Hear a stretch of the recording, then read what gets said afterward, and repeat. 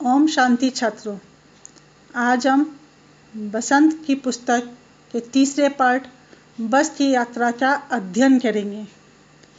इसके लेखक है हरिशंकर परसाई जी।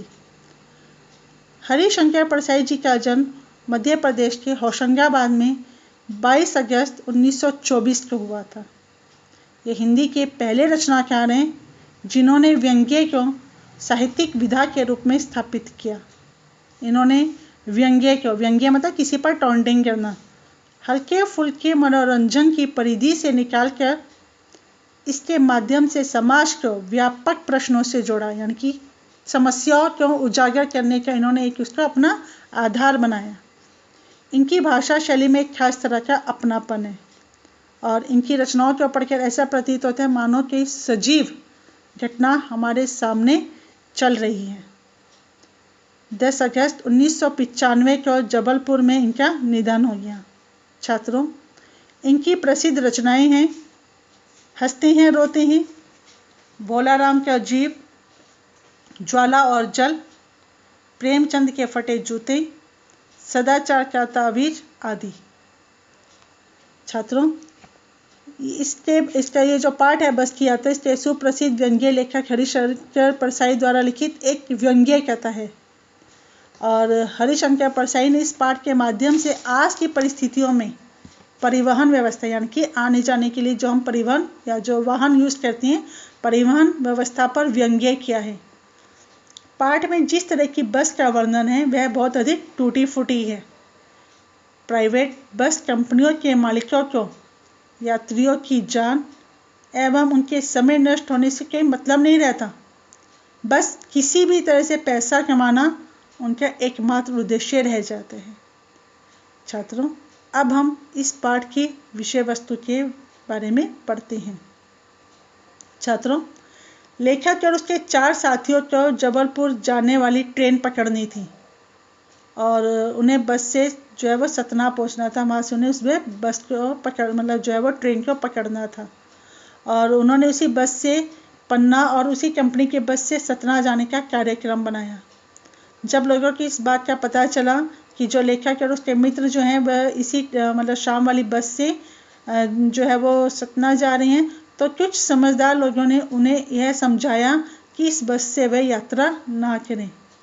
लेकिन लेखक के लिए उसी बस का वो अंतिम जो है वो कह सकते हैं कि वो अंतिम बस थी जिसके द्वारा वो जा सकते थे, वरना उनकी जो ट्रेन है वह छूट जाती। जब लेखक वहाँ पर पहुँचे तो वहाँ पर उन्होंने देखा कि बस जो है वो बिल्कुल टूटी फूटी और जर्जर दशा में थी, मतलब बिल्कुल ख़राब हो गई थी। उसे देखकर यही लग रहा था कि वो चलेगी भी या नहीं।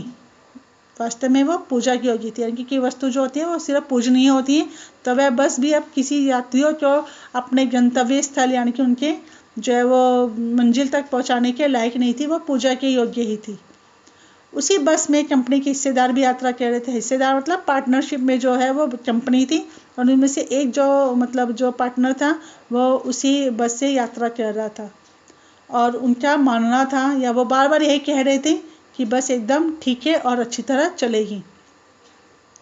बस की दशा को देखकर लेखक और उसके साथी वहाँ से जाने का निश्चय नहीं कर पा रहे थे कि वो जाए या नहीं जाए। उनके एक डॉक्टर मित्र ने उनके अनुभव की याद दिलाते हुए कहा कि यह बस नई नवेली बसों से भी ज़्यादा विश्वसनीय है, इसलिए तुम चले जाओ।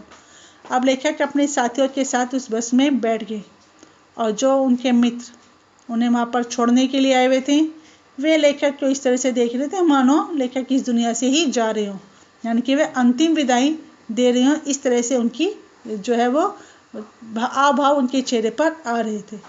अब बस शुरू होगी, लेकिन जैसे ही बस शुरू हुई वह पूरी बस हिलने लगी। तो लेखक को ऐसा महसूस हुआ कि सारी बस ही इंजन है। जिस प्रकार से आप इंजन के ऊपर बैठते हो तो आपकी पूरी बॉडी जो होती है वो हिलने लग जाती है, पूरी जो बॉडी उसके अंदर हलचल हो जाती है। वैसे ही इस बस के अंदर बैठ के जैसे बस शुरू हुई तो लेखक को ऐसा प्रतीत हुआ मानो कि वह पूरी बस ही इंजन हो और वह बस के अंदर नहीं बैठे हुए अपितु इंजन के ऊपर ही बैठे हुए। और जो खिड़कियों के जो कांच थे वह भी थोड़े बहुत ही बचे थे और जो बचे हुए थे वह भी गिरने की स्थिति में थे। तो उससे जो है वो लेखक थोड़ा बचते हुए साइड में आकर बैठ गए। उस बस को चलता हुआ देखकर उन्हें गांधी जी के असहयोग आंदोलन की बात याद की। जिस तरह से अंग्रेजों की गलत नीतियों का कोई देशवासी सहयोग नहीं कर रहा था, उसी प्रकार बस के अन्य जो हिस्से थे, जो पुर्जे थे, वह भी बस का सहयोग नहीं कर रहे थे। वह भी कोई किसी दिशा में जा रहा था, कोई किसी दिशा में। सीट जो थी वह भी टूटी फूटी थी।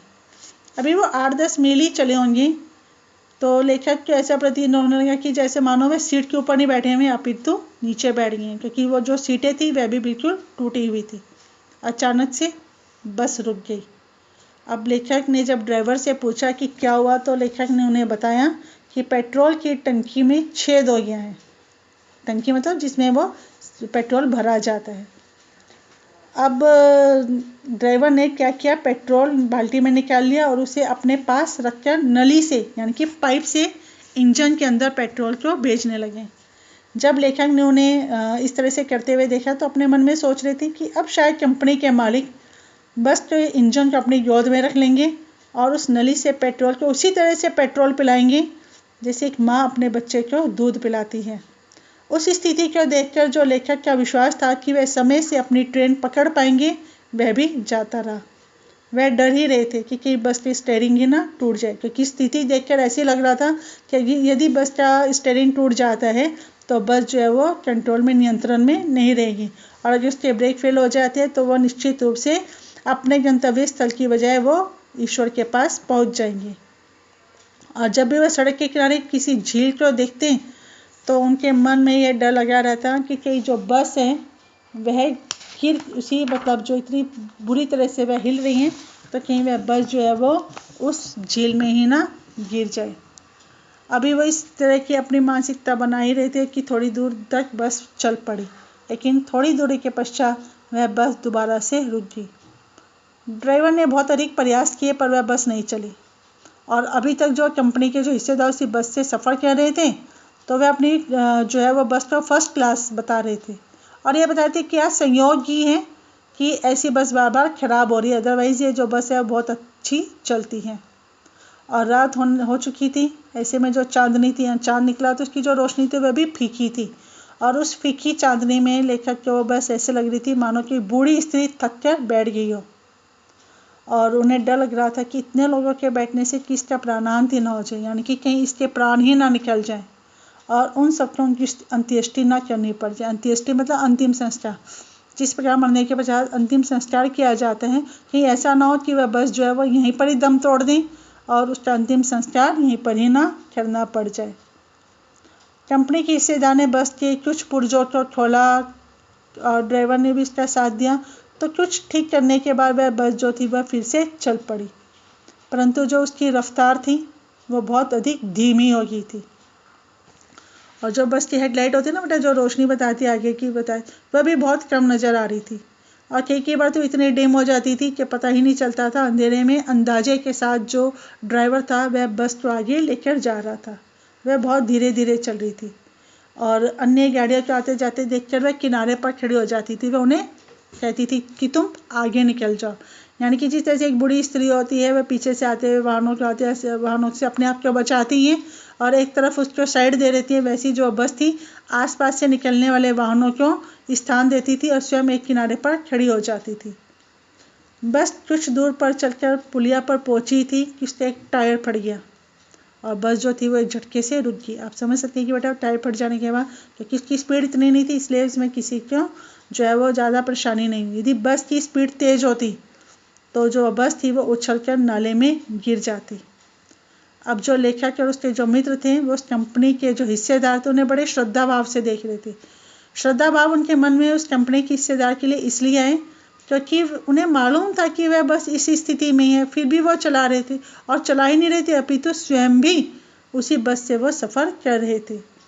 वह सोच रहे थे कि बस के टायरों की दयनीय हालत जानकर भी हिस्सेदार उस पर यात्रा करने के लिए तैयार हो गए, और उनके जैसी अपने प्राणों को उस बस के लिए बलिदान देने की जो भावना थी उसके प्रति उनके मन में उसके श्रद्धा के भाव उत्पन्न हो गए, क्योंकि वे अपनी जान की परवाह किए बिना ही उस बस से सफ़र कर रहे थे। क्योंकि जो लेखक और उसके मित्र थे वह तो अनजान थे, लेकिन उसके कंपनी के हिस्सेदार के उस बात से का पूरा ज्ञान था कि वह बस नहीं चल पाएगी, परंतु फिर भी वे अपनी जान की परवाह न करते उसी बस से सफ़र कर रहे थे।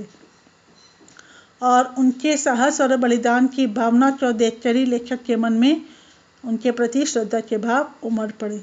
तब उन्हें जो वो कंपनी के जो हिस्सेदार थे ना, तो लेखक को वैसे प्रतीत हुए मानो वह क्रांतिकारी आंदोलन का कोई नेता हो। जिस तरह क्रांतिकारी आंदोलन का जो नेता होते हैं वह अपने प्राणों का बलिदान दिए बिना अपने सभी साथियों को जो है वो अपने प्राणों को उत्सर्ग, अपने प्राणों का बलिदान देने के लिए तैयार हो जाते हैं, उसी प्रकार उस कंपनी के हिस्सेदार भी उस क्रांतिकारी आंदोलन के समान प्रतीत होते जो उस बस के लिए अपने प्राणों का बलिदान देने के लिए भी तैयार हो गए थे। बस के नाले के गिरने से यदि यात्रियों की मृत्यु हो जाती तो देवता उनकी बाह पसार कर इंतजार करते, ऐसा लेखक का मानना है। उसका वजह यही है क्योंकि लेखक का सोच ये थी कि अगर उनकी मृत्यु हो जाती तो जो कंपनी के हिस्सेदार है वह भी अवश्य मर जाते और जो ड्राइवर है वह भी अवश्य ही मरता। तो जो देवता है वो अधिक प्रसन्न होते कि इससे महान व्यक्ति जो है वो उनके पास स्वर्ग में आ गए हैं। और जिन्होंने अपनी जान तो जोखिम में डाल दी लेकिन उन्होंने टायर नहीं बदला। खैर किसी प्रकार से टायर लगाने पर बस जो थी वह दोबारा से चल पड़ी। लेकिन जो लेखक के और उसके मित्र थे वो पन्ना या कहीं भी और जाने की उन्होंने उम्मीद ही छोड़ दी थी। अब उन्हें ऐसा लग ही नहीं रहा था कि वह जो है वह समय से क्या, अब उन्हें ऐसा भी प्रतीत नहीं हो रहा था कि वह कहीं पहुंच भी पाएंगे या नहीं। उन्हें ऐसा लग रहा था कि पूरी ज़िंदगी कहीं ऐसा ना हो कि इसी बस में बिताकर उन्हें दूसरे लोक की यात्रा करनी पड़े। कहीं ऐसा ना हो क्योंकि जो रात है वो हो चुकी थी और बस की जो है वो सभी पुर्जे उसका साथ नहीं दे रहे थे और ऐसे समय में कभी कई पुर्जा जो है वो टूट जाता था, खराब हो जाता था। तो अभी मुश्किल से उन्होंने अपनी यात्रा शुरू ही की थी तो इतनी सारी मुश्किलों का उन्हें सामना करना पड़ गया था। तो उन्हें ऐसा लगा कि अब तो शायद हम पहुँच ही नहीं पाएंगे और पूरी ज़िंदगी जो है वो इसी बस में ही बितानी पड़ेगी। लेकिन इस जन्म में उन्हें पृथ्वी पर तो कोई मंजिल नहीं मिलेगी, लेकिन शायद उन्हें आकाश में यानी कि उनकी मृत्यु हो जाए और उन्हें ईश्वर की मंजिल मिल जाए। अब वह आराम से बैठ गए, उन्होंने सारी चिंताएं जो थी वो छोड़ दी।